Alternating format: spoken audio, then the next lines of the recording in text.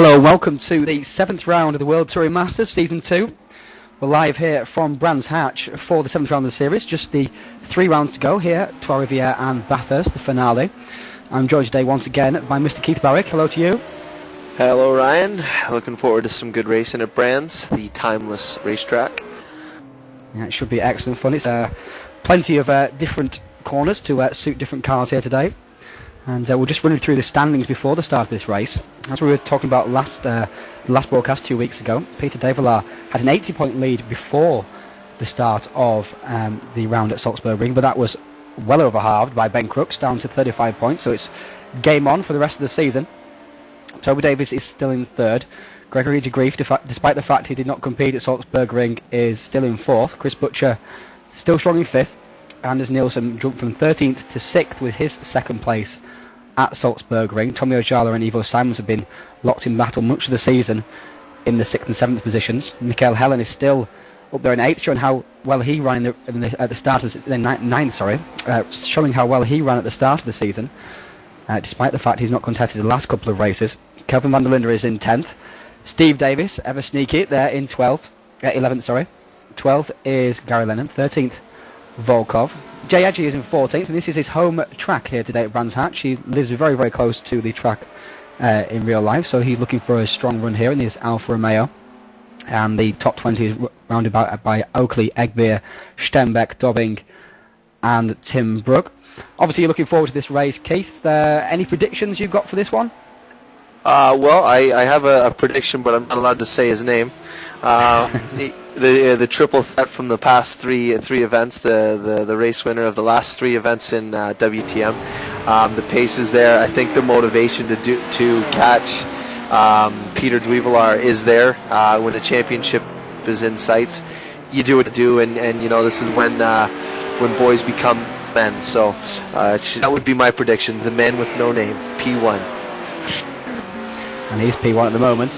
The 31s you're seeing at the moment are very likely, I would almost see the huge drop down paddock hill bend there, Keith. As I think the 31s are going to be qualifying pace at the moment, so they're obviously getting a few laps just before qualifying, because we've got just 4 minutes to go until then, 20-minute session, unlimited laps, so the traffic will be a factor. There's almost 30 drivers here today. Davis was looking to bounce back from a poor round, a scrappy round at Salzburg Ring, won't he? The last 3 races really been a bit scrappy for him. Yeah, a little bit hairy. You know, if you can just take the negative. Oh, and Ben Crooks is getting around there. But if you can take the negative, turn and use that and put it into a positive and have a good finish here, you know, I think it'll make up for the poor results he's had in the past couple of races. And it's just he's got to limit himself to making no mistakes. That's where these guys are getting him is the lack of mistakes on the parts of, you know, P1 and guys like Peter Duivelar. I know I'm trying so hard not to say his name. Ever since Keith hasn't said Ben Crooks' name, Ben has won 3 races. Yeah. So it's obviously working, and so Keith is trying to keep that going here today. Yeah, definitely. Van der Linde is in 3rd place in the practice at the moment, and he missed Pukikoe, but had a struggle at Salzburg Ring also, as Toby Davis is going faster than Crooks in that second sector, so wide there at Dingle Dell. You know what? I was actually. This is one thing I was watching in practice leading up to this. It's the way this track is, because there's such fast corners. Is you're so tempted to use all of the track, but you drop that one just like that, and then if you have the wheels turned a little too much, it gets into one of those violent, very fast spins. And this track has so many corners like that where you're running right to the outside of the track. And as later in the race, I would suspect to see a couple guys doing that. You know, even some of the front runners, because you don't quite realize you dropped the wheel there. Especially around the back of the circle. We just stay with Van der Linde here. So saying about Van der Linde is 3rd now in practice at the moment, so that's obviously good for him. Depends what sort of fuel we got on board at the moment, of course, and what higher. So he slides into 30s there and out again. This is the section here. If we go on board with him now, in the lovely sounding. Oh no, he's not going to. Oh, we're not going to go on board with him. Let's go on board with somebody who is actually running. Yeah. We got Stenbeck. Bordeaux's actually got a pretty good run going here. Trying to find somebody who's round about that area of the circuit. Here we are now with Jack Dobbing. He's around Druids. There's Wayne Morgan. Eric Schneitz. Eric. We'll not start that debate. Actually, if you go back one card Let's stick with Jeff Dobbin, there we go. Dobbin, yeah, We'll he's coming up to it. This is the Geordie in the pack. Actually, he, I think, pretty much this season has the somewhat dubious award of being the worst predictor this season so far. In the prediction game, he's pretty much ended every single round so far, and has not done very well in any of them. So we're looking to try and improve on that this time around. These are the corners we're talking about, which are so fast. Hawthorns, and now on Derek Minor Straight, and then into I forget all the names of them. Is it Druids? Or no, Westfield. Yeah, this one here. And it's so easy. There's that big bump on the inside as well, and just throws you out to the side of the track. And then here, which is completely blind, you just cannot see it. There's little peaks over the top, and you fly through Dingledale and down towards final part of the circuit as well. There's so much time to be made up though by attacking those blind corners though. That's where I'm saying, like, you want the time. You say you got a guy, a second ahead of you. You're trying to chase him down. You're going to attack that blind corner, but you could end up putting yourself in that position where you've dropped the wheel and now you're sliding yourself. Now you're sliding over, or getting around. But I think we're finishing up with practice here now. We should be heading into quali.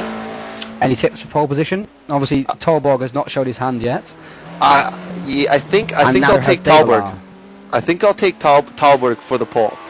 I'm going to take Crooks. You going to say Crooks? Yeah, I've got him in by prediction game anyway. So you're tied with Puchacho right now for the prediction game right now. I am, yes. Not doing too badly. All this inside information I get. Okay, and yet again we have some drama going on in the Toby Davis pit. His fire alarm just went off at Uni. Oh no way! That's not actually very good, because if he doesn't get back in the next 20 minutes, he won't be able to set a time. Well, who says he has to leave? Well, he's in Uni Halls. He's not allowed to. He says he's not moving. When you're at university, you have to move, though. You have no choice, pretty much. Let's go and watch Jesper Talborg. Oh, he almost drives into the back of several drivers there. What's everyone doing? This is again the bottleneck. Just take the penalty. Just get on the track. Can't. Yeah. £100 fine. Oh no. It's just. I know it's just a red light. It's not going to hurt you.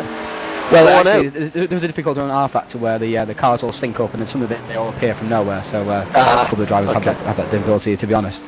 Here is Jesper Talborg. He's the ATCC champion. He joined us at Salzburg Ring last round. He'll be doing the rest of the round as well. Also be running the V8. Yep, also running the V8 supercars. He had a good round at Salzburg Ring. He could have done a lot better if it wasn't for the fact that he had such a terrible start, completely bogged it down. As the Sierra is notoriously bad to start, actually. So obviously, yes, we got caught out by the fact that he didn't practice the said start. So I know when I was driving it in season 1, it's you really have to just gas it up and then just let the wheel spin quite a bit. So you have to have around about 10% slip. Whereas Jesper just completely bogged it down, and everyone just went flying past him towards the first corner, and from there on it was a struggle for him. But he came home 5th, which was a decent result for him, considering it was his first considering season. he went back to 20th at the start, 20th, you know. I know, yeah.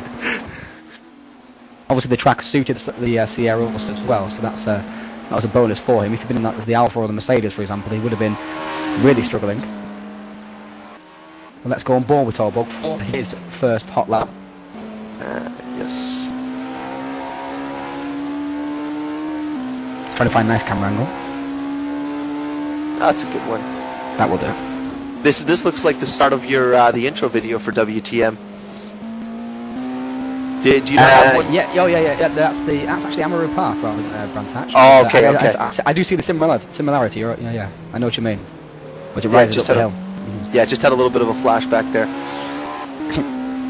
So it comes down towards Graham Hill Bend. This bend used to be very, very quick back in the day.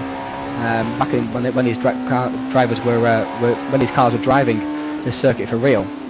This corner has not changed in any way whatsoever, really. It's still it's a bit of a sideways out there, round and stops it. Yeah, his first lap without fuel. First lap without fuel. Soft tyres on those, so it should be pretty grippy.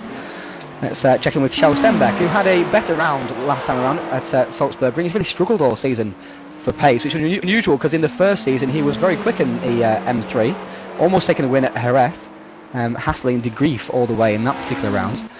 But he's returned to form, it seems, because he's running 5th fastest here today. He's obviously figured out how to drive the Rover once again.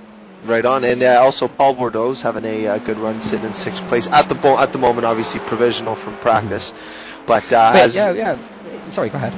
I was just going to say, as the quality does kind of weed out, we will see guys like, we don't see the championship leader Peter Dweevelar. He didn't really lap, Well, I think we'll see some names start to shift around here, but no, it's good to see new names up near the front. Like Steve Davis is up in 8th after practice. Obviously, Paul Bordeaux, I think this is his best positioning so far, but now the times are rolling in. Times are rolling in. 32.8 for Stenbeck. We're looking to improve on that because the poles will be 31s, I would presume. Davis is a 33. He's definitely decided not to. There's Ben Crooks with a 31.7, so that's the benchmark at the moment. We'll expect to see low 31s here in qualifying, so that's probably not good enough for pole, but it's a good benchmark and a good banker, isn't it, Keith? It's always important to get a good banker in early on, because then you're not worrying about not getting a good lap in later in the session. You can really go for it, can't you? Yeah, if you know that mid 31 is going to be pole or low 31, if you can bank yourself a decent 31 lap, then you can really put it on the line after the fact and know that, okay, if I can't nail my 31.3 or 31.2, at least I know I'm going to be starting up near the front. Yeah, it really does just release a weight off your mind if you can get that done early. Yeah, on occasion, exactly. I come out in qualifying, and because there's no sector times and no pressure, I don't look at the sector times while I'm driving. I actually go to set my fastest lap. So it's a bad habit I need to get out of. Well, I think Crooks or P1, he had 31. Oh. That's okay. The odd slip's okay, as long as it's not in the race. I think he was running a 31.3 in practice, so he still has about 4/10 to his own personal best that we've seen thus far. Kelvin slides into 2nd now too, which he'll be happy with. He's going to have to improve on that, I think. Rest of the race, Stenbeck did not improve. He's still lapping around. You often only get about at the most 2 laps off the soft tyres, so I'd be surprised as Eric Speed's going flying off into the gravel track and up in the background there. As it is, he tends to do this season. He's showed plenty of speed. There's plenty of talent for such a young guy, but just needs to keep it on the track a bit more, I think. Saying Paul Bordeaux has been actually strong quite a bit of this season, I thought, but not got the results that his speed has warranted. A little bit like several drivers here today.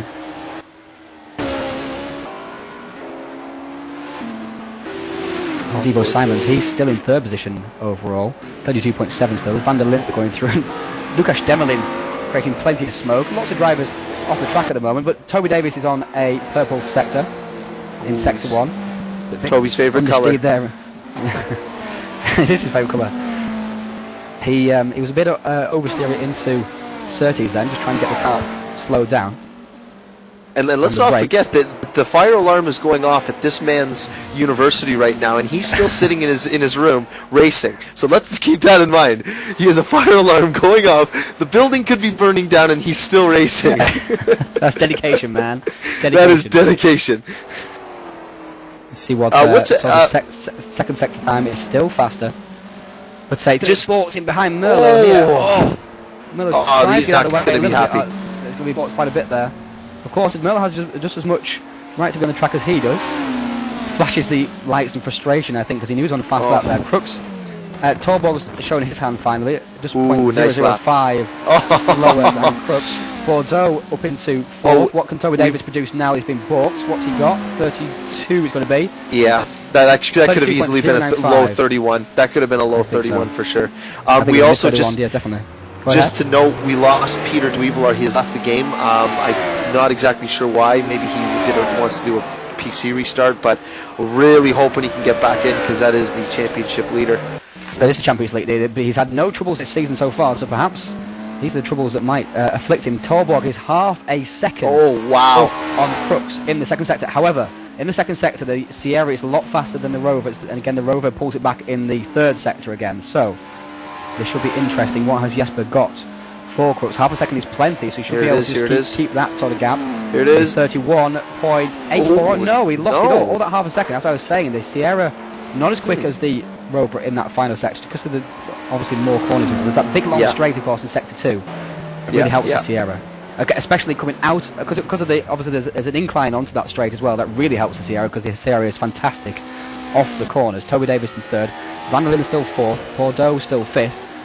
Some of the drivers not shown their hand just yet. Tim Brooks still down there in 14th, but he's very close. Look at that. So we got let's just go back to the front of the 32.6 from Bordeaux plays a 33.2 from Davis down in 16th. So the 10 drivers there covered by 6/10 of a second. So he just improved by a little bit. You can really hop up through the leaderboard. Yeah, and we just had Van der Linde half a second up. Ooh. That is fantastic. Is that sector 2 as well? So wow. And the sector 2 is not as where the Mercedes is quite as strong as the Rover. So this he's a man possessed. He's a man possessed. He is really on fire here because it could be a fantastic lap. 5th position at the moment. Jay Edge is up into 4th. What has he got? What has he got? Come on, Kelvin. Got for it. What do you got? Momentum out of there. Looking good in that Mercedes. 31, 32, oh, he loses it all. Wow. Ben Crook's 31.5, just as an improvement on his time, but he's in 3rd at Van der Linde, so he will be pleased with that. So that's definitely better than he's qualified so far this season if he sticks there.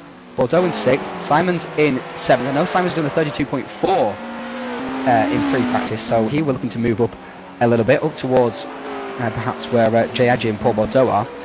As I say, it's very close here. Now, Steve Davis is going out 30 now, just getting past Roy Magnez in the Supra. Anders Nielsen will be struggling along in the oh, no kidding. Here today. Raw steel and sex appeal at Brands Hatch, baby. But all these fast corners really do not suit the Holden at all. Fast corners is really where it struggles. Well, it's just a heavy car. Yeah, sorry, Salzburg at the end of the long straight into that really fast right-hander. Even though it was banked, he still couldn't get around the corner anywhere near as fast as the other drivers. Oh, and Mervold's off into the grass there. Yeah, Peter Duvelar he's just ahead of Steve Davis. That's the Volvo just ahead of him. But Duvelar's in 13th right now with a 33.0. He did rejoin, but he missed probably about 2-3 minutes of the quali session. A couple guys going purple here. Several drivers purple. So we got Toby Davis is purple. Right, find him. There we go. He's all about to finish this lap. So we'll stick with him. He's sticking close to the inside, as you do. 31.798, not good enough. Jesper Torborg has gone faster in sector 1 as Davis slides it stylishly at the end of his lap. Let's check in with Paul Bordeaux and Gary Lennon. Gary Lennon's about to finish the lap. There he is. He's still purple after sector 2 also. So come on, really, what can Lennon produce? 32.9. Oh, wow. Oh, wow. That's incredible. Yeah. The P1 is really flying through the last sector. He is. Jay is also is also on a purple sector. So I think Bordeaux is off the track, so he's not going to improve on his. Oh, Jesper's 7/10 up. Jesper's 7/10 up. Last time he was second. We'll check back in within a second. Jay is also purple after sector 2. 1 second. Just about to hang on to the action here. What can Jay produce? Obviously, they're struggling out this final corner. I think definitely really hanging out to dry. On this 32.3, not improved. But Jesper Torborg is now finished his lap. Here he is. Benson and Hedges, I feel like having a cigarette. 31.55. Oh! Look at that. He just about beat Ben Crook's point. No, he did. 0.41. 0.41. Oh, wow. So the Rover is 7/10 quicker than the Sierra in that final sector. That's unbelievable. Wait till the race. Wait till we get racing there, because that'll be superb. That will be incredible to watch, because he's going to be, if he gets out front, he's going to be really struggling to hold off everybody. Everyone's going purple on him in sector 1, so everyone's going to be on him. Yeah, and sector 2. So, I think this is going to be very interesting to see who his track position is going to be very key. Very key here. Sector 1 just ends here where David Lars just just after Graham Hill Bend, actually. Sorry, I think I moved it for this particular track. Just around about here it should be. Oh, it's not come up on the timing screen, but anyway, that's around about where sector 1 ends.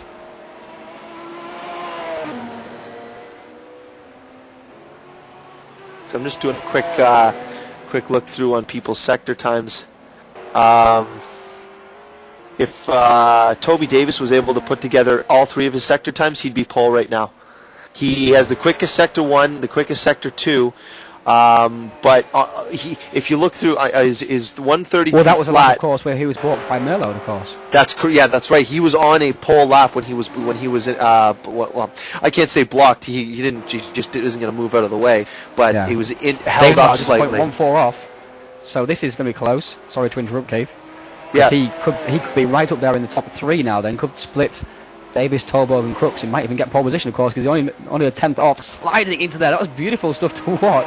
Really looked effective as well. Not sure I want to do that all through the race, but that no, very quick through there. I think he's going to gain. He's going to pick up. Oh, 32.1. It's still 6th. No, That's it's okay. Fifth, actually. Sorry, it's going to be 5th because he'll go ahead of Jay Adji. That's he's probably okay. just taking its time. Nice. Very nice, stylish into Very Jay nice. Adji is on an out lap. Let's find someone who's on a hot lap. Davis is on a hot lap. He's not faster in Sector 1, but that's all changing at the moment because obviously Crooks was being beaten in Sector 1 by quite a lot of people, and Tolborg Sector 1. Jesper. Yeah, Toby's Sector 1 is about a 10th up on Jesper's if he can nail his Sector 1. His Sector 2 is actually basically the same with Jesper. So Toby has the pace to do it. It's just he's got to put it all together. And he's just so we're watching wide it out there. of Westfield. Yeah. He's up He's up. 0.006. Wow. Oh, he's wide again. He gets back across the track. He just about got across the track. Did he keep it in the camber? I'm not quite sure. I think he lost about 2/10 there, perhaps. Yeah. Push it so hard through Dingle Dell. The track has been widened over the years there on the exit of Dingle Dell, but it still doesn't stop drivers pushing it all the way to the edge, of the grass. Ben Crooks, Sector 2. Sector 2, Ben Crooks is up by 0.146. If he can be up in Sector 2, what's going to do in Sector 3? Because WTM improves, but not by enough. Let's see what Ben Crooks can do, because his Sector 3 has been fantastic. Look at the way his car comes off there. Look at the way his car comes off that corner. Beautiful. So straight clean. into the camber all the way down. It's going And to the pole. 31.3. Pole position for Ben Crooks. 0.2 of a second over Jesper Tolborg. That was a beautiful lap by. That's the exact same lap that he ran in. That he showed his hand in practice. So. But what has he got to offer? He's not faster on this lap at the moment. Yes, we're going to come with a roundhouse kick. See, roundhouse kick the pole. Chuck Norris roundhouse kick. Come on, Jesper. Oh, I know. That was pushed too hard. I think they're out of fairways. You know what? Watching everybody else now go through that last corner there, compared to Ben's car, he is just flying. Tight, isn't it? Oh, it looks so clean. I thought Dave looked brilliant through there, but obviously it wasn't quick enough. He almost slid it round the corner. It was a very good technique. Davis is on an out lap. Van der Linde's still in the pits. He's obviously happy with that. He does tend to set a lap time early, doesn't he, Van der Linde? Then not go out for a while. And he kind of sits out the session almost like he knows that's as fast as he can go, just kind of gathers himself for the race. But Sector 1, Jesper Tolborg is up, so let's stick with him. He's on his second lap on the soft tyres, though. They may begin to go off. Yeah, he just lost traction coming up the hill there. So he's going to lose. He's probably going to lose about 3-4 mile an hour by the end of this straight by losing traction on the uphill. He's getting a free rein there by Nelson. Good man. Let's see what he's got. Nielsen and Lennon are joining up in the V8 supercars for a Sweekos team. Very nice. So that they should be a decent partnership indeed, especially in Server 1. But we've got plenty of. Oh, and he's still up. Tolborg is still up 0.081. He's so wide though. Just about gets it back on the track into the penultimate turn, and out of there he goes. I'm quite ashamed of myself at the moment because I can't remember what this penultimate turn's called. Find out for me, Keith. I actually have the track list up. He's coming through to finish his lap. What has he got for the pole position? Can he do it? No, can't do it. No. He did improve, though. He did improve. Yeah. Not by enough. It's very close indeed between those two. It really is. I think Jay Adji is gonna pick some time up here on this lap. He's only 3/10 back, which would put him provisionally in third if he can hold it. He looks a little bit slow there out of there, though. So it's so crucial to keep the momentum up through that corner because he's going to straight again in the Alfa Romeo and ooh, yeah, it looks all the clean. Curves. That looked clean. I'm not sure it will be faster. No, a little bit conservative. No, it's going to be faster. No. 32.444. No. No, he didn't. He looks just a little bit scraggy through the final part. So there's only 3/10 down on Crooks as well, so he can probably get down towards 31s if he really put his mind to it. But Dave Lars in the gravel. which is unusual to see. Oh, and Back out again though. just wanted to let you know that corner you wanted to know about was Sterling's Bend. Sterling's, thank you very much. And then it goes into Clearways and Clark. Davis, second place, 31.477. Oh, it's good. The right way, Ryan, and the cameras. Come on, Ryan. Come on, Ryan. There he is. Davis Nice in second position now. He goes straight back out again for another go. Look, Davis is always willing to have one more go and one more go. For sure. Trait of his. You know what? A couple of guys have got some surprising result. Wayne Morgan got a top 9 quality position right now. He's sitting in 9th place, which is phenomenal. I mean, we haven't talked much about him all season, but it's good to see some new names climbing their way up the field. Yeah, he's a new name also as well. He joined at Salzburg Ring along with Torborg, so yes, he'll be looking to improve rapidly. He does enjoy these cars. He's a member of the THR team along with Butcher and Davis, so he'll be taking part in the V8s as well. Wonderful. I'm really looking forward to the V8s. I think it's going to be a phenomenal season. Yeah, and if you think the 300km finale we have in WTM is going to be epic, wait till you see the 700km Bathurst race we have for the V8s. Yeah. Which will involve co-drivers, just like in real life. The co-drivers cannot have taken part in the V8 season as a main driver, so they have to get drivers from outside the series to be a co-drivers for that race. So that I do love that concept actually. I love it too. That should be very interesting. I might even get to race at some point because if it's that long, I may be able to do one of the last stints for the FCR team. So you might see me out on track. Well, you have to. You only get one co-driver, and you have to do. I can't remember how many laps it was. It was about 48 laps, I think. You have to do. Okay. So around about that. So around about 2 stints, I think. But here is Wayne Morgan. We're talking about him. He's in 9th position at the moment. Let's just check through the standings. He's not done very much at the moment because it's been very hectic at the front of the field. Ivo Simons is in 10th. He won't be pleased with that. He's often struggled in qualifying lately, but come good in the races. So looking just to get the qualifying monkey off his back. Shel Stenbecker is still in 11th. He's not quite improved as much as he would like, but he's so close. Yeah. Lots of people in the 32s. Anders Nielsen will be harassing all these guys. That's the thing you want to do. Get ahead of.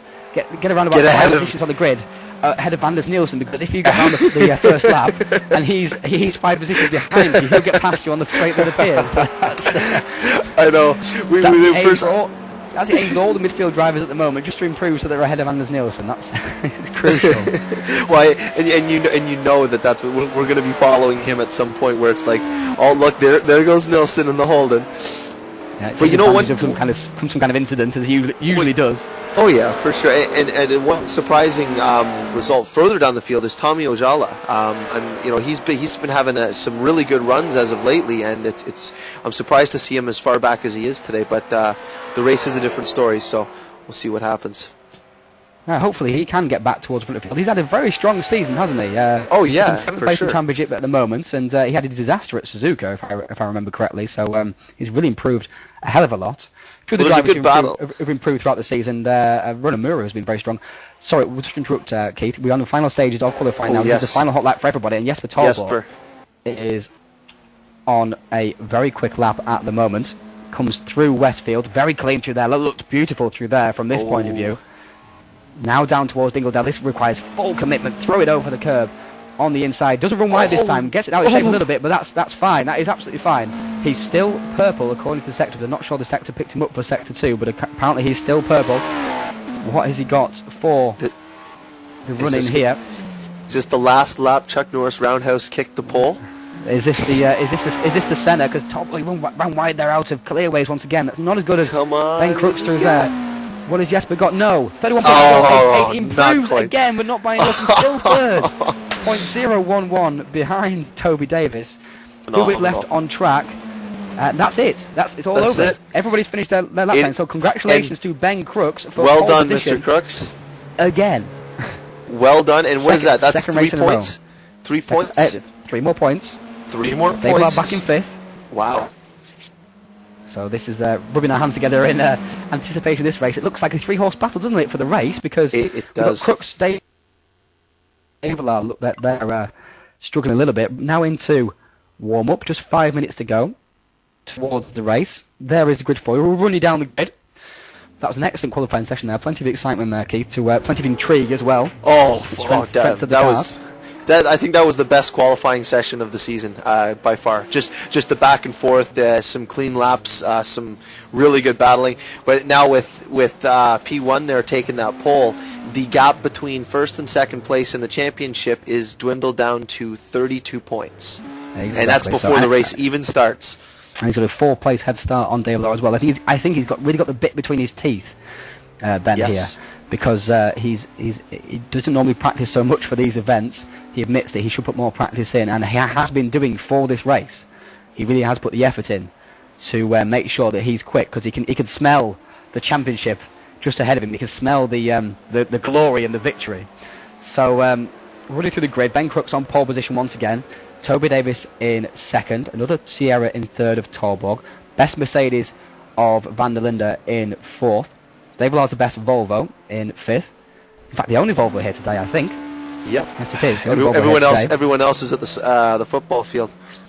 Yeah, or doing the shopping, I think. Yeah, or shopping. JIG is in sixth, the best of the Alfa Romeos. Fantastic stuff for JIG at his home track. He's obviously loving being here. He said he camped outside the track last night, so he could in early. Paul Bordeaux in seventh it is his second fastest Mercedes here today. Really good, really well done by Paul. That's the best quality result, I believe, all season for him. As I said, he's been strong all season. He's been running in many top tens, but found himself involved in trouble and just kind of dropped down. But last time around at Salzburg, he was the fastest low-powered car of the cars that have got quite the same power as the Sierras and the Rovers and the Holdens. Gary Lennon in the eighth, just behind his good friend JIG on the grid. 9th is Wayne Morgan. That's an excellent result there for him. 10th, Ivo Simons. He'll be slightly disappointed with that. He will have looked to just improved a little bit more than that. In 11th is Shell Stenbeck. 12th, Rono Muro. Again, strong for Rono. He's been very solid all season long. 13th, Steve Davis, once again, just lurking around there. 14th, Anders Nielsen. That's a good result for him in the Holden, which was struggling around these fast bends. 15th, Tim Brook. He will not be happy with that kind of lap time, I do not think. In behind his 05 Motorsport teammate and good friend Steve. 16th, also as well, disappointed Tommy Ojala. And 17th, yes, very disappointing Chris Butcher. So we've got three heavyweights, well, lots of heavyweights down there, I guess, but three heavyweights who've been up towards the front of the grid this season, right down there, mired in the midfield, around Nielsen as well, which is going to be difficult to get past that damn hold. Eric Tveit back in 18th. That's actually one of his worst qualifying results of the season so far. He's often been towards the front of the field. Considering the fact that Rover is quite quick here, he'll be a bit disappointed with that also. But it's been very close, look, because it's just 33 ones and 32 eights, all very close indeed. Go ahead. I was just going to point out in this group that we've got here, okay, there's a very tight battle for... second here. We have a very tight battle for the 6th position in the championship between Anders Nilsson and Tommy Ojala, but behind them is Ivo Simons, who has a really good quality result. So if he can springboard from his quality result and stay ahead of both these guys, he's going to catapult himself up into 6th in the championship standings. But these two will be battling on track for a position in the standings. And also, actually, Butchie is also in 5th. So this is a championship position battle in this group right here. Absolutely. Now we're looking to catch the Grape as well, who obviously is missing out in this race as well. So there's plenty of action there in the just behind the battle for the championship. Davis is not out of the championship either just yet. If he has a result here today and Dave Villar and Crooks don't do so well, he definitely will be moving up. Jeff Dobbing is in 19th. He'll be relatively satisfied with that, but I'm thinking he might want to move up a little bit more than David Cuthill in 20th. That's actually one of his better qualifying results this season so far. He's not had much time to practice this season, so he's struggled a little bit. There's plenty of gaps towards the back of the grid, actually, because there's a big gap from 19th to 20th. Look at 9/10 of a second. Then there's Lee Palmer, Peter Bertfai, Łukasz Demelin, Nikol Ilivanov, Sylvain Merlot, Olimarais Mirvold, Roy Magnez, and Tomasz Demelin. You really got the pronunciation down pretty good now. I've noticed that you've got everyone's name pretty well down. Well, they've moaned at me enough about it, so I've had to just about get it sorted, because they keep moaning at me about it. I just give everyone nicknames, and then this way I won't get in trouble for butchering people's names. So speaking of nicknames, Van der Linde has Cupcake apparently as his nickname. Yeah, he does, and Chris Butcher said he wants to be called Buttercup for the remainder of the season. No, he's Butcher. He doesn't get to choose what he's called. Well, Buttercup I thought was kind of funny because he requested it. Buchacho, we love you because you are not very macho. This should be. Here are the top speeds in the qualifying section as you and the warm-up session so far. Sorry, as you would expect, the Holden Commodore way out in front of Meervold. Let's now go turn off those. Thank you. So, getting ready for the race here.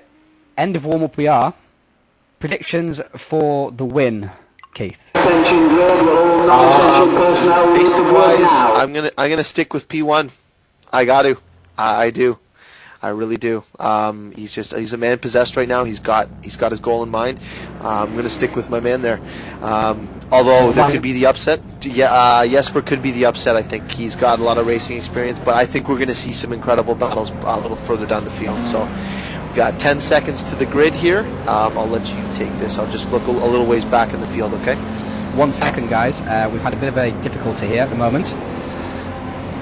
David Cuttle has been disqualified for some strange reason.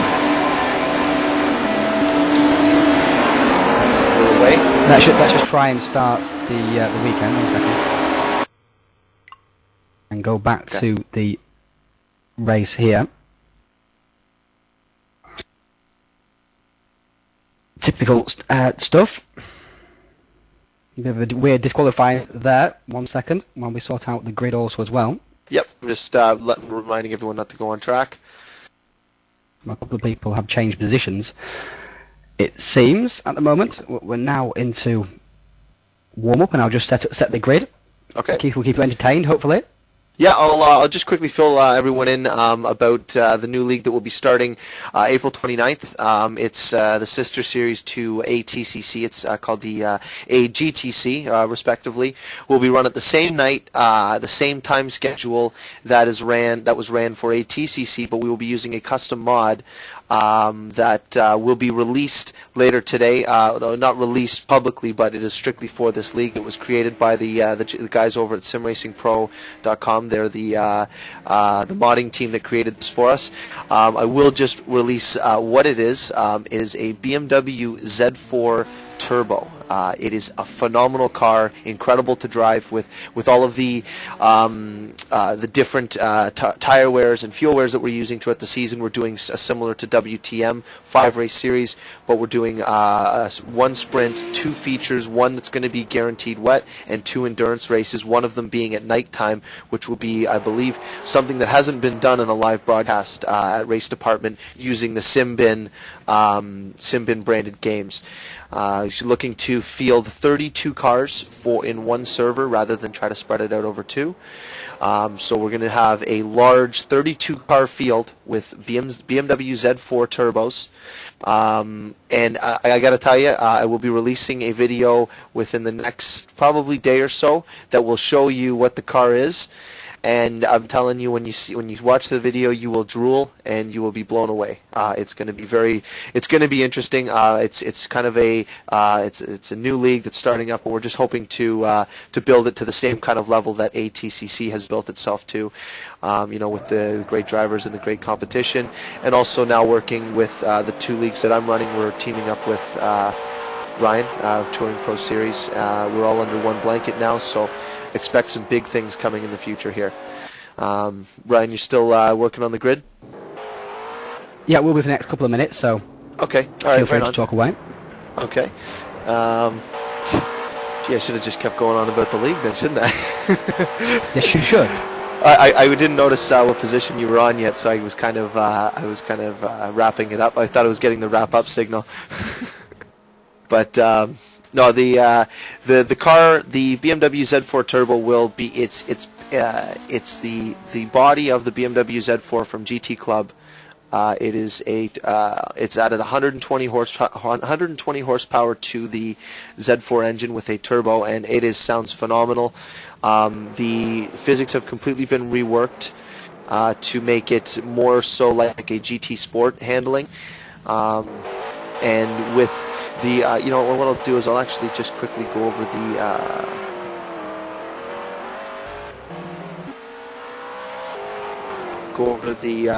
the tracks that will be used for AGTC here. We're going to be starting off the season with a feature event, 60-minute feature event at Spa with 2 times tire wear and 2 times fuel wear. The second race will be a 90-minute endurance race at Sebring 12-hour. It'll be a forecasted weather event, so we will have some interesting weather, to say the least, and we'll be using 1 times tire and 1 times fuel, obviously because of the forecasted weather. And then the third race of the season will be a sprint race, 2 30-minute races.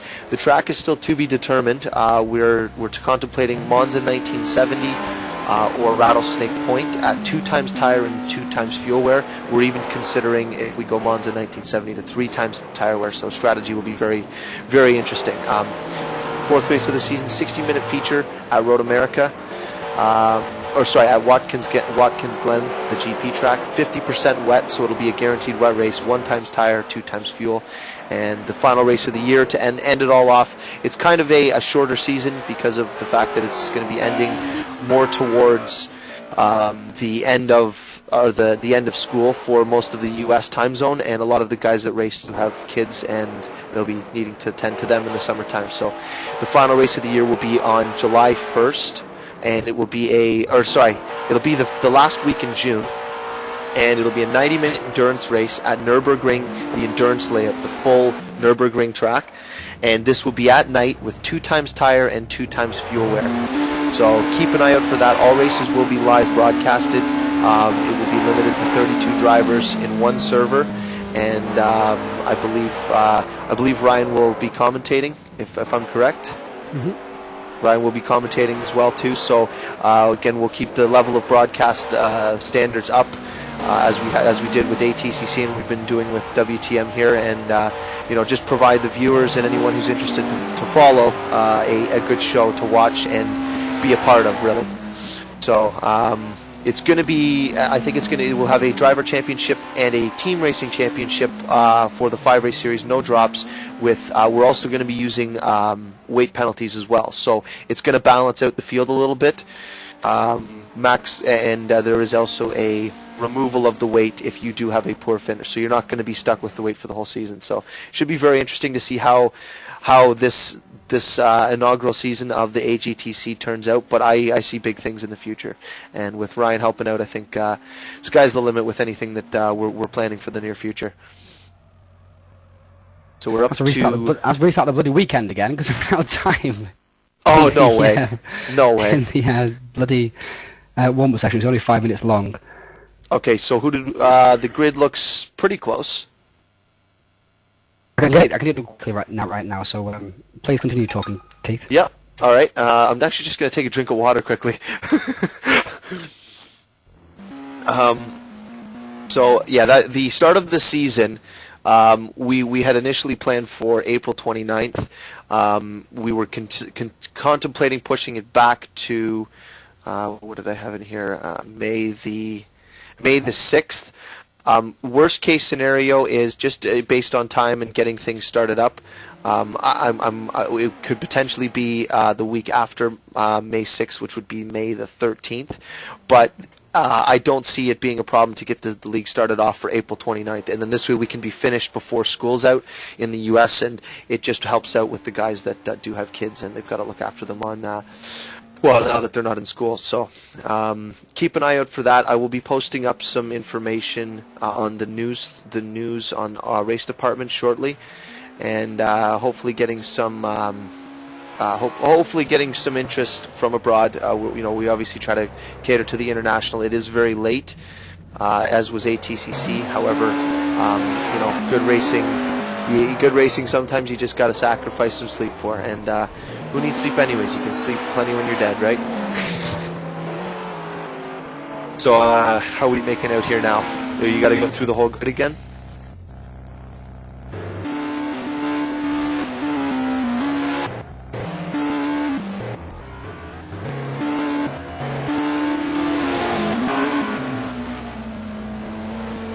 as Ryan is recreating the grid. A couple of the guys are out on track. We're just following along here with Toby Davis. They're just going to scrub their tires in a little bit here and get themselves prepped for the difference in fuel. They're going to be loading up. I would expect for a strategy here for the faster guys we've seen in the feature events that the fastest way around to finish a feature event is to go with hard tires and no stops. And I believe that will be the case here. You may see some pit stops a little further down the grid, but the guys who will be up front and challenging for the win will probably go on the one-stopper. Passing at Brands Hatch has always been a little tricky because the length of the corners, they're not a decisive, like, long. You don't go into a 180 long braking zone into a 180-degree corner and have the opportunity to just get inside, make the 180, carry on and out. These are long, continuing corners, and you know, if you're making a pass, you got to commit and stay there. You can't get halfway in, ease off the throttle, and then have the guy come across on you. He clips your front end. He goes spinning around. Looks bad on your part. So people are going to have to be very smart here, like following Toby. A good passing zone is heading into this corner coming up here. I think it's Clark's Curve. But you don't want to do what Toby just did there. You don't want to drop a wheel, lose your drive, and kind of forfeit the opportunity to get to the inside. Toby enters the pits at Mach 3.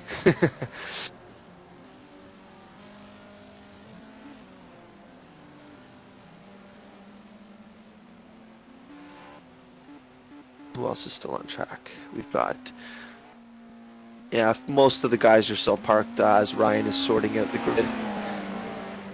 The fun part of the online sim racing is that we are at the mercy of machines, obviously, and as with any type of software, you can have little issues arise here and there. Myself and Ryan commentated on a 20-hour endurance event for the website is 20H dash 20H dash RENNEN.de 20HRENN.de. Great series they run. They put together a 20-hour event with 44 teams, 160 some odd drivers from around the world. It was definitely an experience being involved in that. Ryan commentated the first 4 hours. Ryan, 4 or 5 hours. Ryan can hear me, or he's probably just tied up right now. We commentated. He commentated the first 4 or 5 hours, and then I did the cameras for about 7 to 8 hours, going into the night for them. And with following the software that they had, I was able to maintain and get basically all of the passes leading through the night. However, even with them, they had a small glitch in their system. They had a profile loaded into their server that was classified as a racer that was causing mismatches, and this is something that they have a lot of league owners in that particular league that have never seen anything like this. So little glitches can happen here and there, but all you can do is really kind of try to overcome them. And you know, if it does happen, you have to think on your toes and just make things work. They ended up they cut the race off at a specific time, kept the results from there. They restarted the event and allowed people who got disconnects from mismatches when they were changing drivers to rejoin, and they took the first portion of the race pre-restart results, and then they merged them with the post-race results, which essentially gave them the overall results for a 20-hour race. Quick thinking on their parts. I mean, it was amazing to see. There was, I believe, Attention, Lord, all non-essential personnel leave the grid now. Okay, we're ready to go. That was it. That was hectic. Well, I was just explaining David is still Cutterl is still disqualified. Okay. What is going on? Oh dear. Perhaps you'll need to rejoin. 1 second. Okay. No, yeah. no one move. No one move. It's okay. At least the sectors are now. Sessions are now. Okay, so nothing's changed with the grid, I believe. I'm just watching the grid. Okay, everything The grid changed again, didn't it? Or no? No, the grid's still sorted, I believe. We're in warm up. The grid to me shows Ben. We still got the orders proper.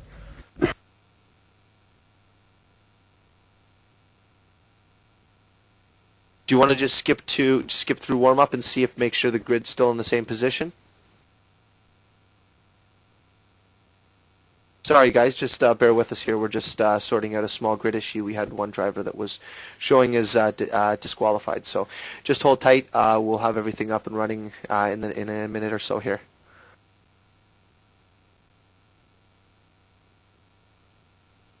I'm going to kill it if the grid order's not set again. I'm going to kill somebody.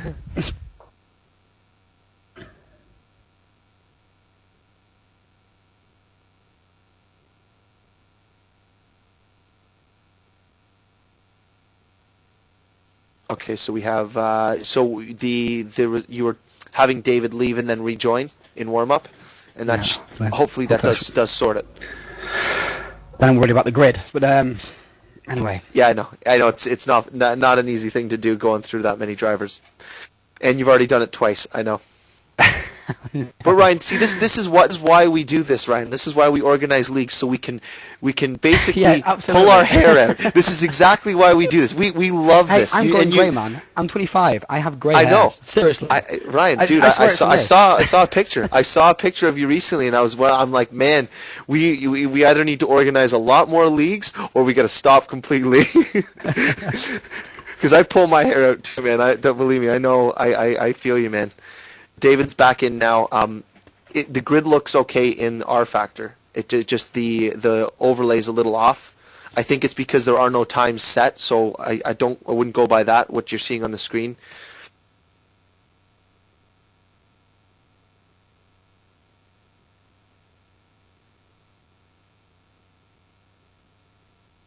Okay, so David has said to just go with. David says just give up this position just for the greater cause. No, Tim Brook is showing as a DQ.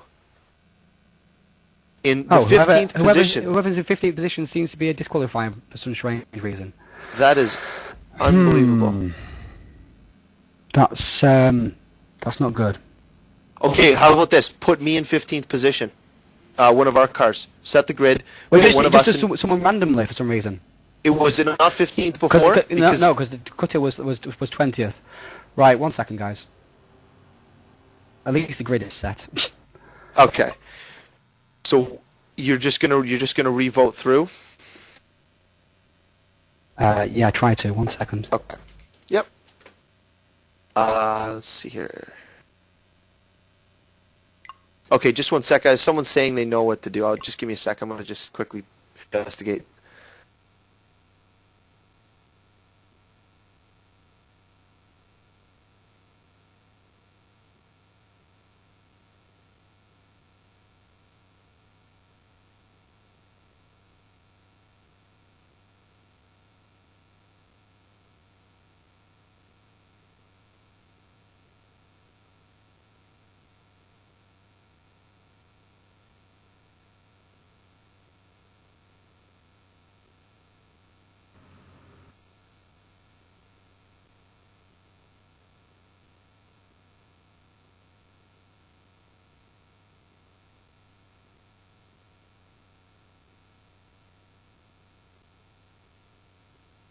Attention grid, all non-essential personnel leave the grid now.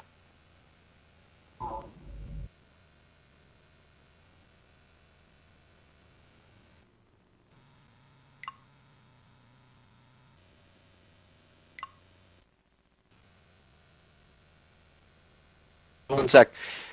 So Ryan, what it looks like is there's a particular pit box that is causing the DQ. Okay. Is that which is That'd be it, yeah. So if the I'm just wondering, how do you comms move to 16th? Okay. Attention grid, all non-essential personnel leave the grid now. And we're still getting it's Tim Brooks still, yeah. It's Tim Brooks. It's Tim Brooks' pit box is what's causing it. So That is unbelievable. Okay, and there's no way we can assign a pit box for a particular person, right? No, he can't assign a. Okay. Just trying to think here. See, really, it's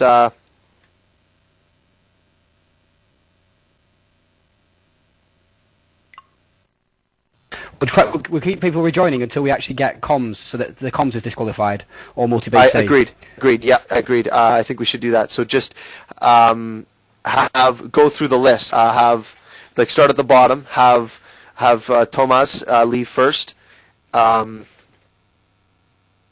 Okay, yeah, that makes sense because as soon as it's a 1 in 30, 1 in 29 shot, we'll end up, or 2 in 29 shot, we'll end up there. So Yeah. I'm not very good at math, but hey, listen, this is why we do this. Sorry for the viewers. We'll get going as soon as we can. I think our loyal viewers, though, I think they're saying that they know it's worth the wait.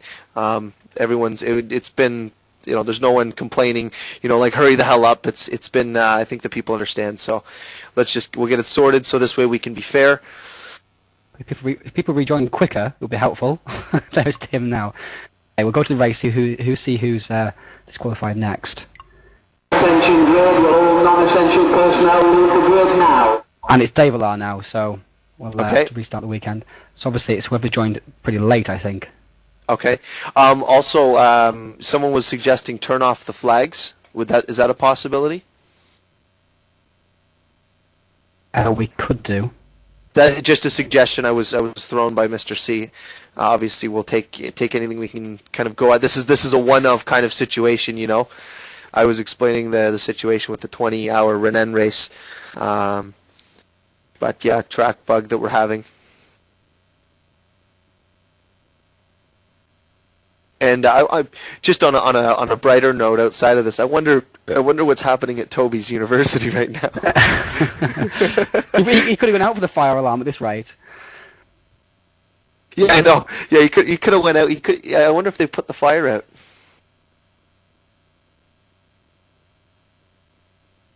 Everyone's calling it catch the pigeon. I should probably keep the chat down. I would say, like, so we can arrange.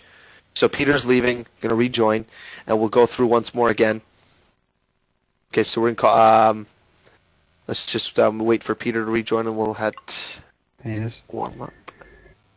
Yeah, we're a 1 in 14, 1 in 14 and a half shot to get in there. Actually, it could be multi-BC or comms, so 1 in 14 and a half. Peter, make it back in? Peter's not on the grid. Yeah, Peter made it back in, don't worry. And he's in 30th. And yeah, there's no... I'll set the grid Oh, once okay. we're Gotcha.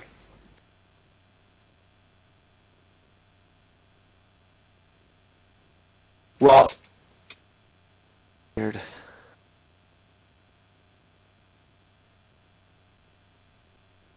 It's weird because some of the cars aren't even parked in garages anyways. Some are just parked out in the back alley. They haven't enough garages at Brands Hatch.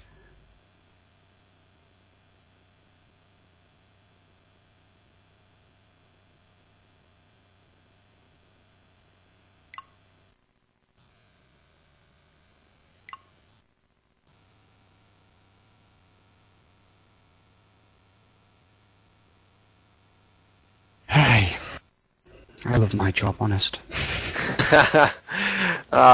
Good fun. Attention grid, will all non-essential personnel leave the grid now. It is David Cuthill yet again. Oh. Okay, so no, Oh let my me God. see something. Let me see something. David Cuthill. Let me go to his car. Where's his car? You can vote back there. David Cuthill is in the parking lot right now. So if he leaves and Comms leaves and rejoins.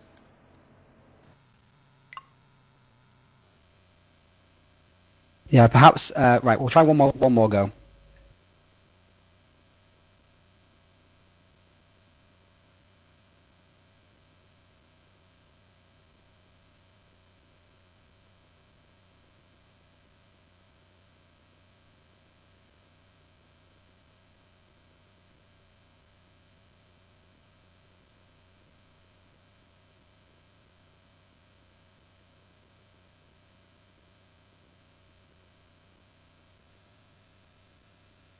Okay, so we have David Cuthill has left and Combs has left, so we will get Combs to rejoin quickly. Hopefully David doesn't rejoin before I do.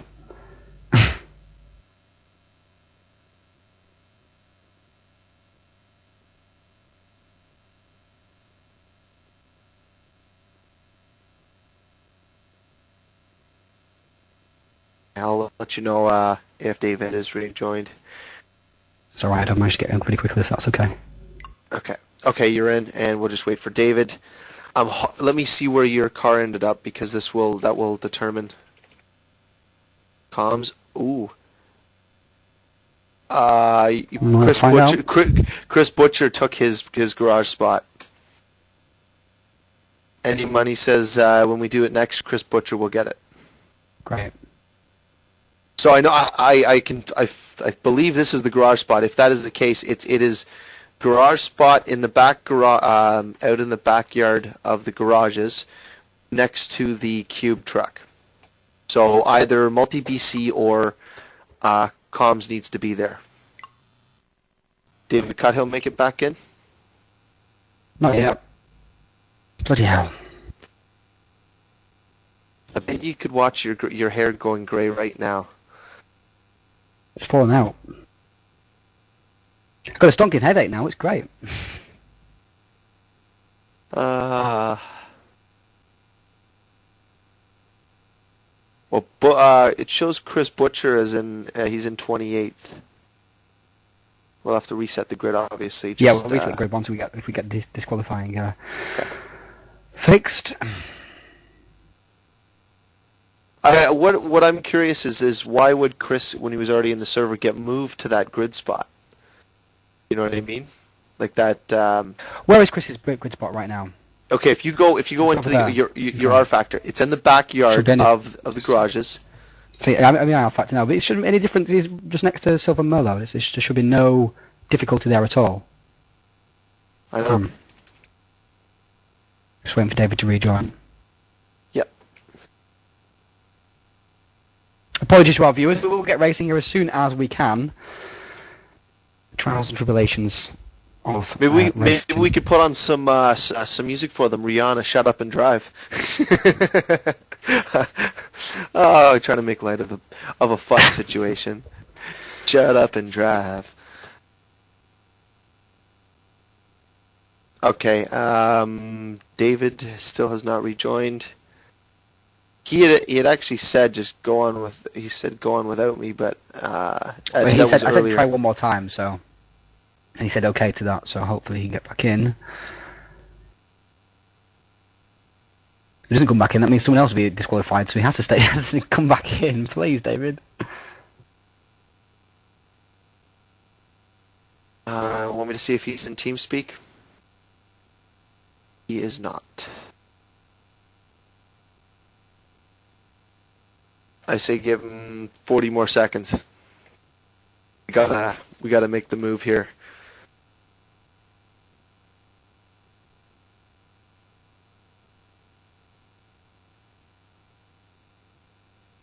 Can you double check the forum for me, please? There we go. Yep, we'll do. Check he hasn't posted in there.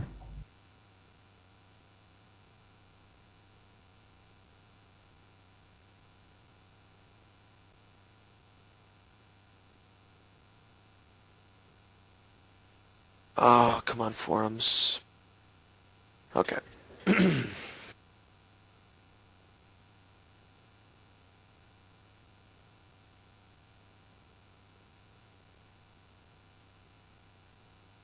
No, nothing as of yet. Okay, I think we should just carry on, Ryan. It's unfortunate for David. We're gonna wait 20 seconds, I think. 20 seconds? Okay. David Cuthill, if you can telepathically hear me, get in the server within the next 15 seconds. But he needed to stay in there to be the one to be disqualified and then leave. Problem is... I know. Yeah. Okay. Let's see who's disqualified this time. Chris Butcher? Yep. Nobody's disqualified. Oh, no, Chris Butcher. There you go. It is that grid spot. I wonder if I'll get moved there. Okay, so... Yeah.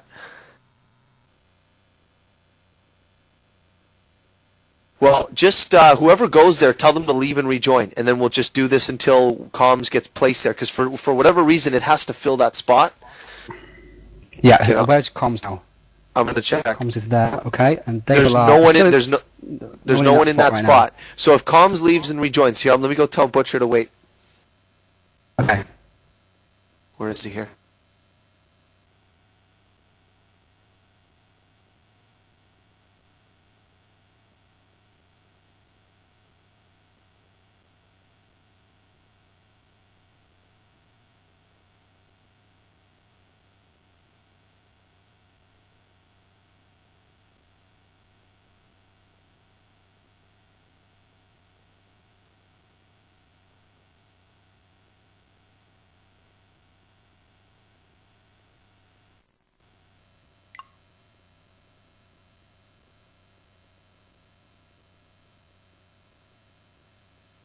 All right, Ryan, we got it. Okay. I'm tell Chris to join now because I just did. I did. Yeah, I already did. Yep, he's joining up right now. So, all right, guys, sorry for the delay. We finally sorted it out. Small grid bug with the track. We little bit of maneuvering. We made it work. If David Cuthill is listening, you can rejoin. Just need to set the grid now. So. Okay. So once again. Here. Okay, no problem. Should we set the grid? So well, what try and just. Technically, actually, we should only have Tim Brook and Dave Allard to move up, and Chris Butcher. And Chris Butcher. So there's only, we just need Chris Butcher to rejoin, set the grid. There's only 2 people to be set.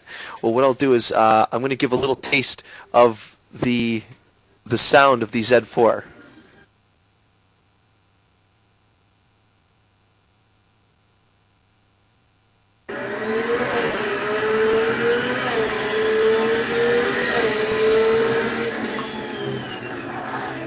What you're listening to is the sounds of AGTC.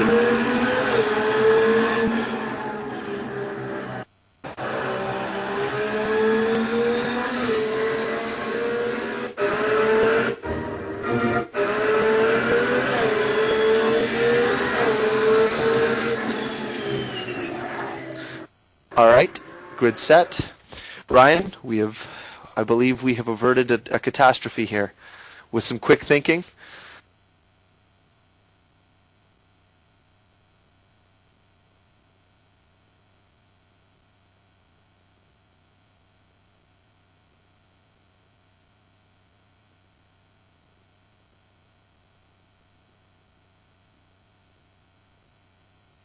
Okay, everybody in the chat, thank you very much for all your patience. We have sorted it out, and please, yes, we're done. I'm disqualified. Yes, excellent. Yes. Okay, so Ryan only lost half of his hair today. He probably will lose the rest by the end of the season. Everybody. All right. Well, I will leave the start to you. Okay, we're racing. We are racing. Let's get on with it because we got 16 seconds to go. So finally, after all that difficulty, we're able to get going. Nice. And Thank get God the for that. Okay. Well, we got 7 seconds to go. 6, 5. I'll cover the guys at the back. Poor David Cuthill. Get going, but we got a few lights here nicely as well. Ben Crooks. There we go. On pole position alongside Toby Davis. Cole Broad and Van Lane behind. Red lights and green lights for green. And looks like Davis got a good jump there, but it looks like Crooks got his secondary bit of a win.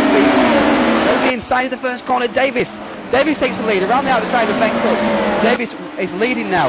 Torborg in third. Van der Linde on the outside of Torborg. Get careful not to get yourself hung out to dry on the outside of Druids. Oh, contact! Nudging in there. Who's contact? Oh, huge mess at Druids. Huge mess. Oh, jeez, I don't know what happened there. Oh, carnage, absolutely carnage. Simon's is one of the ones. Oh, no. The road. What's happened here? Let's go back to the replay to find out. Into. Oh, and Simons has left the game. I think that maybe he had some lag and he just carried on. He must have had some lag because his car just disappeared and he didn't seem too happy. It was just a mess. Okay, well, very unfortunate. We see it in the highlight reel, I guess. Very unfortunate there, but we're back at the front of the field and Torborg is in second. Torborg's gone ahead. Let's go back. Oh, you're still on replay. Still on replay. Yeah. And Torborg is still. Torborg did get ahead of Crooks, but Crooks is back ahead of Torborg once again. So Davis leads. Crooks is second, Torborg is third. Davilar's got ahead of Van der Linde. Ooh, Calvin. Sideways out of there. And look what Chris Butcher is, up to 6th. I saw he had an incredible start. Incredible start. It almost as good as Toby's start at the last race at Salzburg. He was starting, what, 17th? Up the inside is Van der Linde on Davilar. Down the straight they come. Oh, go back to Davilar, there we go. He can't quite get inside the Volvo though, because the Volvo is obviously a bit more powerful than the Mercedes. He's going to dive. Oh, he's on it! Oh, that's so close. I thought he was going to do it, but he pulled out at the last second. Now on the heading down the hill towards Druids. Davis is ahead of Crooks and Torborg.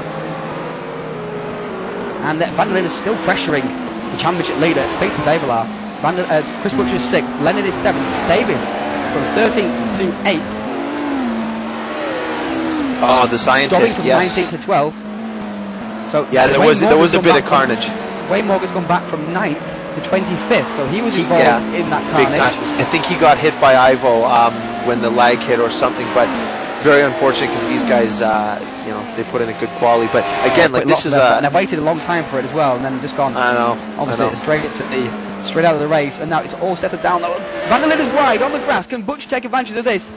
There we are, Butcher now, up the inside, into Westfield. Van der Linde's keeping it around the outside. He's run wide once again though, it's going to compromise him on the way down to Dingle Dell.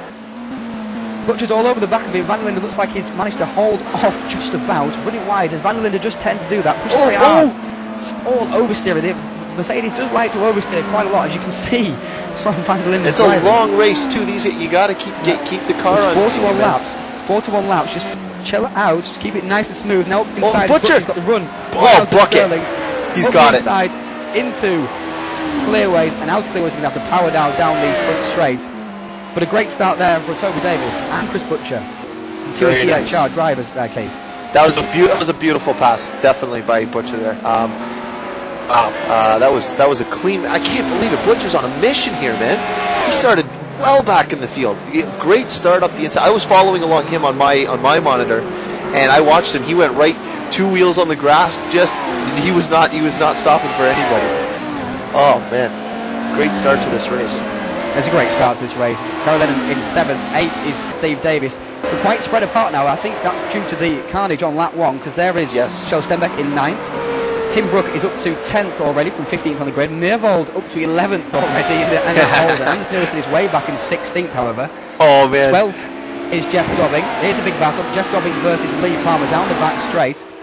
Let's go on board with Jeff Dobbing and look at the power of that Holden down the straight. Look at it pull away, all the way down towards Hawthorns and Westfield, but then round the corners he just cannot hold it in, because then Jeff Dobbing catches right back up again. There, runs wide, goes the pink Holden of Olin Marias over the curve at Westfield. Look at the Sierra gain. The Sierra's not one of the best handling cars either.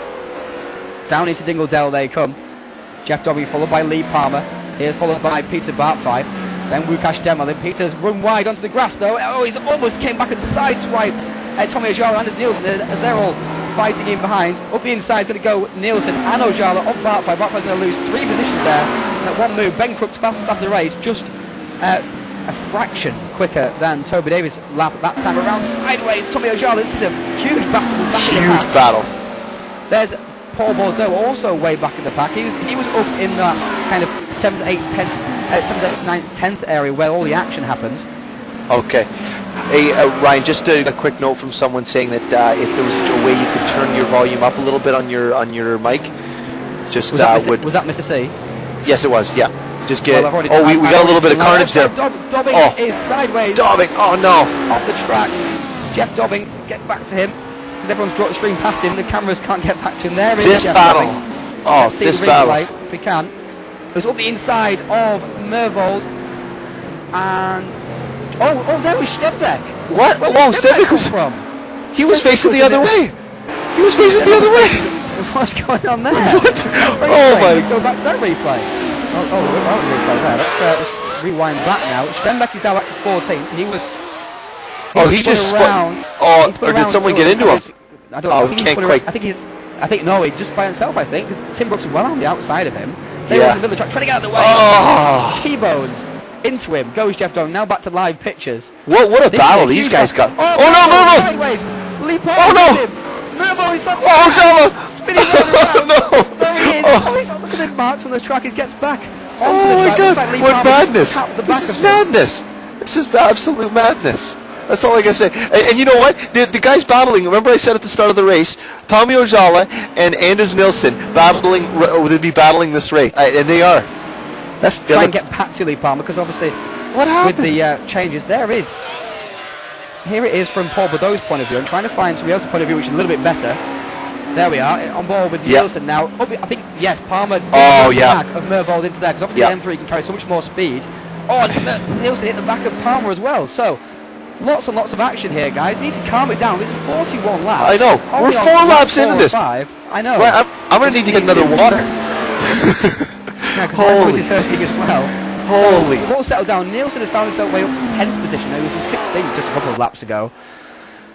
But at the front of the field, it's Davis who's keeping it together. Ahead of, let's go back to the front of the field. Just cycle through the cars here. There is Dave Allard in 5th. In 4th, sorry. Van der Linde has dropped back from Dave Allard. Van der Linde is now back into 7th, because there is Gary Lennon in 6th. So Van der Linde, again, not keeping it on track and not making no mistakes. He's very quick. Oh, Butcher. So slow through there. Really had to completely get off the gas. And Lennon really gained on him. Steve Davis is in 8th. So lots of carnage in the opening segment here. But they really did need to calm it down. 41 laps. They're only an eighth of the way through the race right now. And they're just doing no one any favours during those opening stints. And that fastest lap there by Davis. Yep. Yeah. 32.5. You know what? 6 for Ben Crooks as well, though. So that's very close. They're not pulling it away. Well, I've been kind of following Toby since we got away from that crazy battle there with Ojala and Nilsson. But it looks like he's got the rhythm, like he's pushing hard. It doesn't look like P2, I'm not going to say his name, he doesn't have to work as hard to keep his car that quick. Like Toby is on the edge right now, and you can see it when he's driving. Like his car's sliding a bit, he's cooking the tires.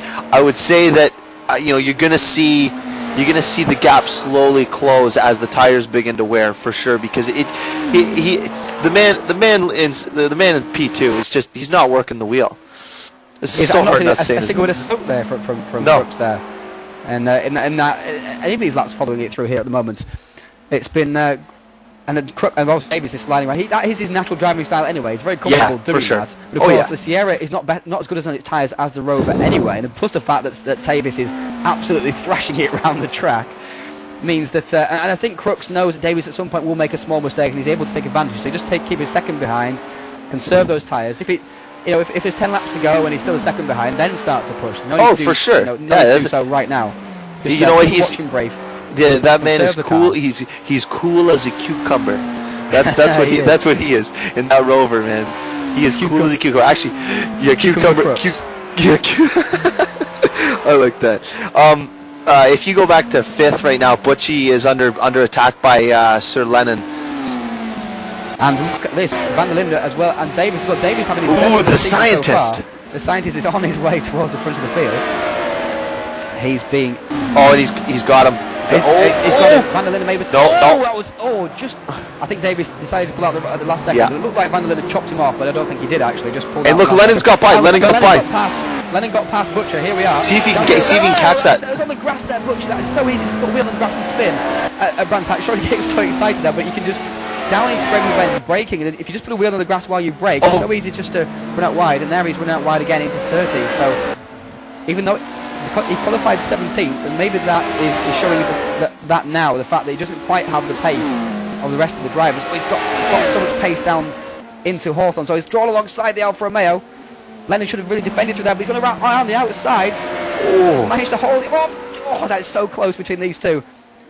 And there is Van der Linde and Davis in the background, and Lennon just about held off Butcher there, down Derek Minor straight into Westfield, now into Dingle. Dale is up the inside once again. Lennon, that's so quick through there. Dangerous.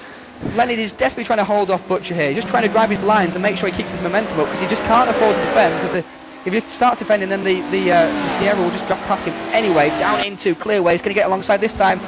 No, he's not going to be able to outbrake the Alpha into there. The Alpha definitely got the braking power on the Sierra, but now down the straight, this time Lennon will have to defend.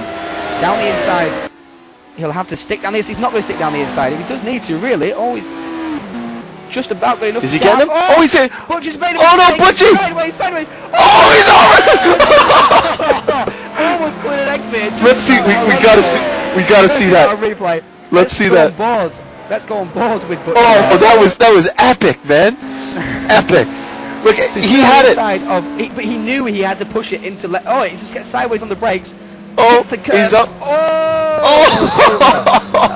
almost forgot Leonard as well. The poor guy, Leonard must be his eyes on springs. But Van der Linde's now being inside as well. You can see there. Steve Davis keeping him watching brief. Obviously, that was awesome. I think Steve Davis is in behind thinking, you nutters, what are you doing? Yeah, like, keeping out of your way. Oh, but he keeps dropping wheels, man. He's just asking for trouble. But here he is now. This is now live pictures again on board with Steve Davis. Butchie's up the inside. He can do his heel lines into these corners and just follow along with his. You know what? This side of Van der Linde. Oh yeah, and the scientist, he can see the writing on the wall here. That BMW is so glued to the track. He's just taking his time. These guys are battling hard, and I can tell you their tires are way more worn than Steve's right now. Only 50 laps for the race. 20 minutes. I know. I know. It's seven laps in. These guys are going to battle hard, and Steve's just going to wait there, wait in the weeds. Is what I like to say. Yeah, that was very sneaky. That was an epic egg beer that he pulled off there. That it should be called the Butchie now. That's a Nielsen, that one. That's a Nielsen? Okay. Yeah, that's a Nielsen, yeah. Apart from the fact he's driving through the field, Anders Nielsen is also famous for his under-tray moments during many events here at Race Department. He often gets it up on two wheels. Show off, people like to call him as well. He actually stayed on two wheels for around about 4 seconds, I think, at Nürburgring. Coming out the first complex onto down towards the best end. Coming after that, just hit the curb a bit too hard and just held it for about 4 seconds. Still accelerating as well, and he's good holding. He's obviously got style as that man. He's got style. He has got style. He's got also got. Oh, the Butcher's got too much power on someone else. Oh no! I think let's see this. Let's go on board. Did you see the kink in his roof? He has a kink on the left side of that car. Oh, just give it a little tap, but he put the power on just a bit too much by himself. You can see the big kink in the roof. Yeah. Power on too much. That's so easy to do out of the corner. Cause it's so crucial to get the power on so early. It's so tempting as well to put the power on so early because you know it's so crucial. It's you end up just spinning up the tyres.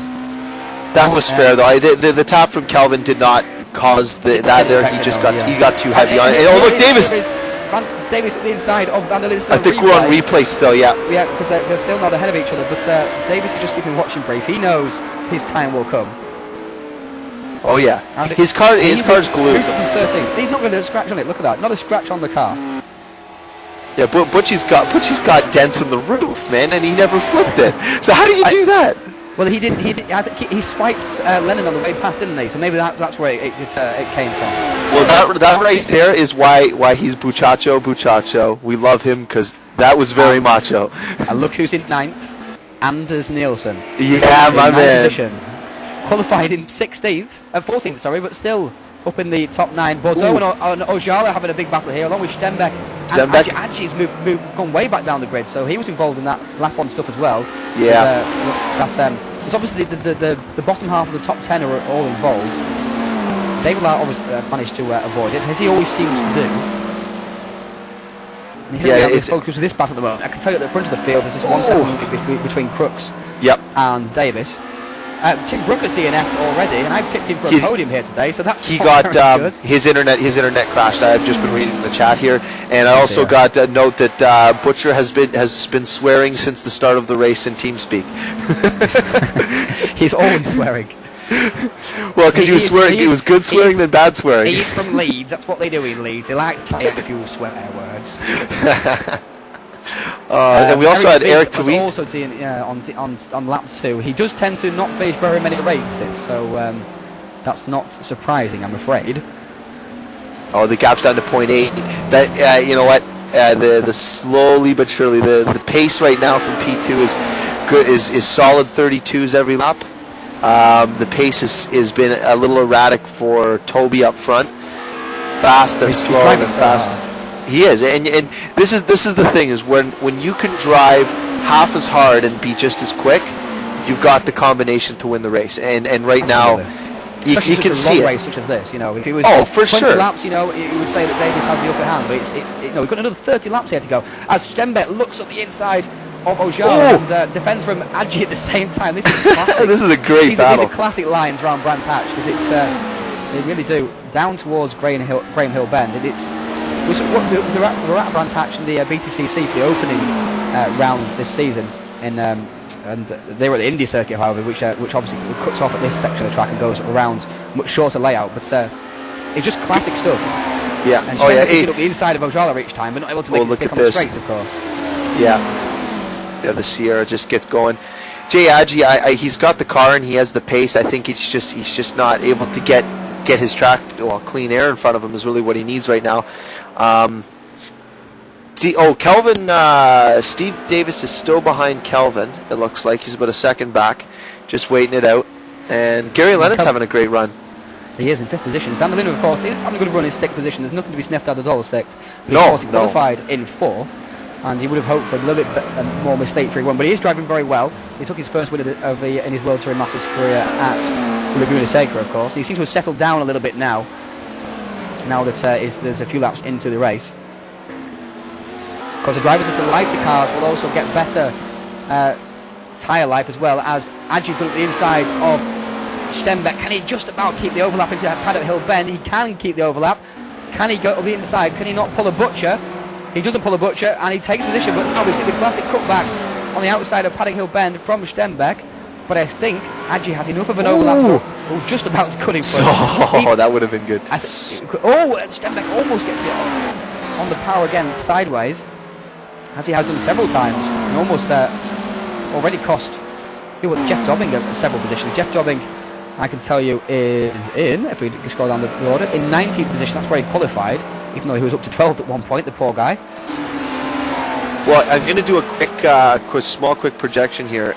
If the race were to end as it is right now, the gap would be, the gap was an extra 3 points. So 3 and 91, 94 to, I should have had this done before I brought it up. I did it. I had it all in my head, then I lost it when I started talking. Sorry, so it would be 94 to 72, which is a 22-point gap. You would make up 22 points, which means the gap between Peter Duvilar and P2 would be 16. Oh no, 22. Sorry, no, it'd be 13 points. That's a massive turnaround from the big gap he had before. No kidding. 80 points. 80 points he was behind. Before Salzburg, really. And it was over 120 points behind, I think. Maybe 150 actually, I think, even before Pukikoe. So, I know, it's phenomenal. I think it was, yeah, that's fantastic. You want to know what I call it? The Cinderella story. That's what I call it. And Ben Crooks showing up late for the ball. Crooksy just continuing just to eat away. And Adji is now challenging Tommy Ojala. You're right, Adji does have the pace here at the moment because he's really pressuring, but he's going to find it difficult to get past. Yeah, hard place to pass here. As we saw with and there's Stenbeck again losing it on the power in the background. Backing it up the hill. He's going to get going again. Not lost too many positions. Where's he back? There's one person gone through. Who was that? And there's Bartfly going through. So he's lost lots of positions. He's now back to 16th. So Muro, Palmer, Bartfly all went by him on there. Down from 13th to 16th goes Stenbeck. He's not having a happy race, despite the fact he had some good qualifying. Meanwhile, back at the front of the field, Van der Linde and Davis are back in battle once again, and Davis around the outside of Van der Linde. Oh, beautiful move! Close. Beautiful move. How did he make that? Beautiful. The camber is on the inside, so I'm not quite sure how he managed to make these. Who's got the speed? Outside. Davis has definitely got this position sussed out now, I think. Just looking after his tyres, maybe have a little bit better tyre wear, driving a little bit smoother, of course. We've not seen any smoke from Mr. Davis at any point during this race. No, none at all, and there's lots coming off of Calvin's tires right now. Like he's really pushing. He's over driving the car right now early in the race. I mean, obviously you want to keep your spot, but if you have no tires at the end, it's all for naught because you end up giving it up again later, anyways. Well, he's still in a strong position, 7th position. That's still for sure. An excellent position at the moment. Butcher is in 8th after his escapades during this race so far. A very eventful race he's had as well. A bit lonely now though in 8th position, because back to Anders Nielsen is a fairly sizable gap of not 7 seconds. The gap from Butcher to Nielsen is 6 seconds, so he's a bit lonely at the moment. Just as he can get on track and hopefully catch up to any battles that Van der Linde and Davis have. And Crooks is getting ever closer to Mr. Davis on that lap. There is Crooks, there is Davis, and this really is a fantastic battle because it's been going for 14 laps and neither of them has made a mistake so far. Well, the lap times speak differently though. Toby it looks like he's consistently running around the 33 mark. Yep. P2 is like for the last 5 laps, hasn't it? Yeah. Yeah, I think it's just it's a restraint right now being shown from P2. I should just call him BC. That works. Mr. BC. Yeah, BC. He did a 33 himself that lap around, but the laps before that were in the high 32, so he's a lot smoother than Davis it seems at the moment. I think he can smell the victory. He can see, yes, he's almost, you know how it's like, Keith. You can see that somebody up ahead is just making small mistakes, and you can just sniff the fact that they're there for the taking, can't you?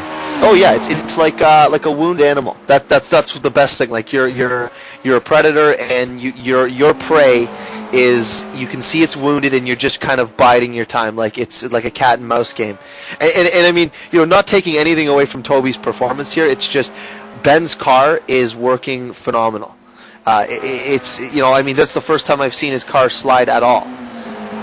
Now he's starting to see a little bit of tire smoke, but I mean, since the first lap, Toby's car has been in a drift, and he likes driving that way, but it's not easy on the machinery. Absolutely not. And it reminds me a little bit here of Salzburg Ring. If Crooks gets ahead of Davis, and it looks perhaps that will be the way the race pans out. Of course, Crooks could make a mistake at any point, and there's nothing to be taken. But Davis could run away with the win. But Tolbog's in 3rd, 6 seconds back. But Kelvin's around. Kelvin, that's jump back to Kelvin. He's lost position as a result. You know what? If you rewind that, hopefully, yes, we'll get a little bit of that. Through Dingle Dell. It's exactly what we were saying. Round and round. Look at that. It's exactly a little bit of lag involved, of course, with the replay. But we get the end of it. He's really nailed the barrier there as well, quite hard. Well, you know what happened is what happened is just like we were saying. You want to use all the track, and he ran the car real wide, dropped the wheel, and did a nice spin right across into the that barrier on the outside, headed into that one curve there. And of course, it is so easy to do. Yeah. Oh yeah, and it's a shame. But again, he's cooked. I mean, we're 15 laps in here. I mean, we're just a little over a third of the way in. Yeah. Butcher is in 7th. Steve Davis in 6th. Lennon holding a good position there in 5th. A little bit lonely here for Gary Lennon. He's had good results this season so far. I mean, he been in top. Excuse me. The voice is still not brilliant, but he could have been in the top 6 for Suzuka, but decided to make a pit stop when he thought there was more left than there was. I know. Which I'm afraid is typical Leno kind of mistake. I'm afraid he does tend to make that mistake quite a lot. That's okay. We forgive him. He's having a good run here. He's got a top 5 going at Brands. We do love the grumpy old Scot. Oh, for sure. He's taking part in the V8 supercars as well, as will Crooks, Tolborg. David Lau wanted to, but I'm not sure he'll be able to because he's FSR commitments. Yes. Butcher will be there. Van der Linde wanted to take part, but he's a little bit because he does real racing, of course. And Nielsen off the track. Nielsen off the track, just off screen here at the moment. Anders Nielsen back in. He was in 9th position. He's not going to be anymore because he's going to be passed by several cars. There he is now in 12th, just getting back on the track. And it's at Dingle Dell again. Let's see if we can see a replay. Down into Dingle Dell, just ran a little. He just ran too wide on entry. Put it on the grass, span out. He's not taking. No damage. No damage. The gravel. Had just about got it out of the gravel in time. It's quite difficult to get out of these gravel traps. It was dirty, but it was clean. He's lost he lost 4 positions as a result because Murray's gone through also. So that's Bordeaux up to 9th, Anchi up to 10th, Ojala up to 11th. And that's a championship position too. It is, yeah, because Nielsen's looking to move up into the top 5 in the championship if he can. And Agi's also got past Ojala. We were saying earlier that Agi looked like he had the speed on Ojala. It was difficult for him to pass just because of the Sierra's power, but he has done so. And Agi likes his motorbikes as well. I think obviously enjoying this track. He knows it very well. He's also got Paul Bordeaux in his sights now too. That he's got some clean air, and I know he's got the pace to get up to Paul Bordeaux. Although Paul Bordeaux can't take anything away from him. He qualified